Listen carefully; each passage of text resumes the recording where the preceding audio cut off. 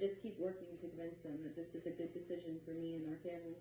I want them to change how they see it. Maybe they will, maybe they won't. I have no control over it, and that's hard. Kayla read over both sets of critical awareness questions and wrote down one simple but powerful sentence. I have bought into the messages that are being used to shame me, she explained, and that she cared what Nancy, her boss, thought and said because she looked up to her and her tough approach about mixing business and family. Kayla said, no one benefits from this, no one. Everyone has a life outside of work, and that life can be hard. It's not just hard on the women either. There was a guy whose child was sick, and it got so stressful for him, he had quit. I felt bad for him when it happened, but not enough to say anything. I asked her if the company benefits by this informal policy after thinking for a minute. She said, no, not really. Everyone is too stressed. That guy who quit to take care of his own son was awesome. We needed him, and now he's gone. Maybe people think it's good for the bottom line, but it's not.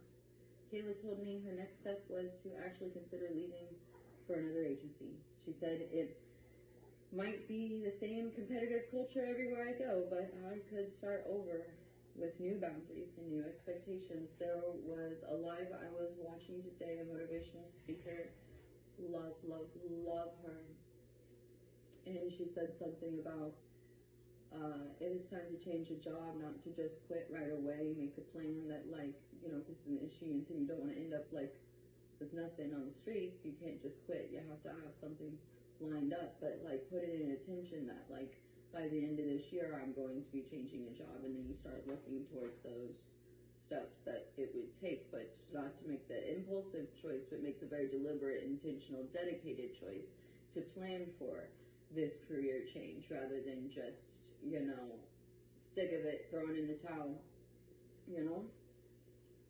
Page 121, I'd like to start this chapter by sharing 3 letters I received from women who have been applying the concepts in this book to their own lives. In the third element, chapter 5, reaching out, and on the page before this, underlined, we will read the rest of this page at another time, but underlined it says we need to determine who benefits from our fear and shame and decide how we can find support. Stay tuned. Much love, Earthlings.